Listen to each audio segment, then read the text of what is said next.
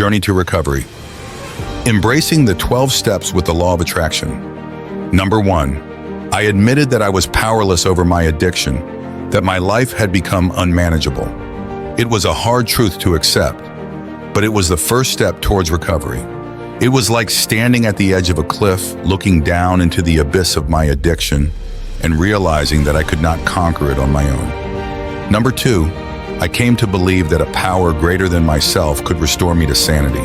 This power, which some may call God, the universe, or the law of attraction, became my beacon of hope. It was like a lighthouse in the storm, guiding me towards the shores of recovery.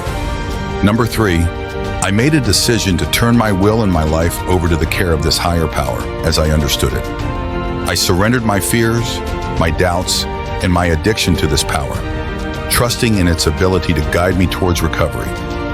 It was like handing over the reins of my life to a trusted friend, knowing that they would lead me on the right path. Number 4, I made a searching and fearless moral inventory of myself. I looked deep within, acknowledging my flaws, my mistakes, and the harm my addiction had caused. It was like shining a light into the darkest corners of my soul, uncovering the truths that I had been too afraid to face. Number 5, I admitted to my higher power, to myself, and to another human being the exact nature of my wrongs. This confession was a cathartic release, a step towards healing and forgiveness. It was like standing in a courtroom, admitting my guilt and asking for mercy. Number 6, I was entirely ready to have my higher power remove all these defects of character. I opened my heart and mind, ready for transformation and growth. It was like standing at the foot of a mountain, ready to climb to the peak, knowing that the journey would be hard, but the view from the top would be worth it. Number 7, I humbly asked my higher power to remove my shortcomings. I sought strength and guidance, trusting in the process of recovery. It was like kneeling in a chapel, praying for forgiveness and redemption. Number 8, I made a list of all persons I had harmed and became willing to make amends to them all. This was my path towards reconciliation and healing.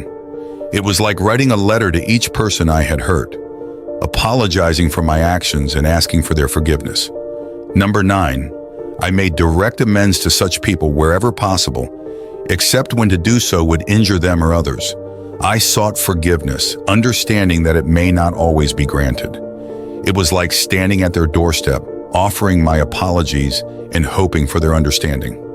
Number 10, I continued to take personal inventory, and when I was wrong, I promptly admitted it. I committed to a life of honesty and integrity, acknowledging my mistakes and learning from them. It was like keeping a journal, recording my thoughts and actions, and reflecting on them each day. Number 11, I sought through prayer and meditation to improve my conscious contact with my higher power as I understood it, praying only for knowledge of its will for me and the power to carry that out. My spiritual practice became my anchor, grounding me in my journey to recovery. It was like sitting in silence each day, listening to the whispers of the universe and seeking its wisdom. Number 12, having had a spiritual awakening as the result of these steps, I tried to carry this message to other addicts and to practice these principles in all our affairs. I became a beacon of hope, sharing my story and inspiring others on their own journey to recovery. It was like standing on a stage, sharing my story with the world, hoping that it would touch the hearts of others and inspire them to embark on their own journey to recovery.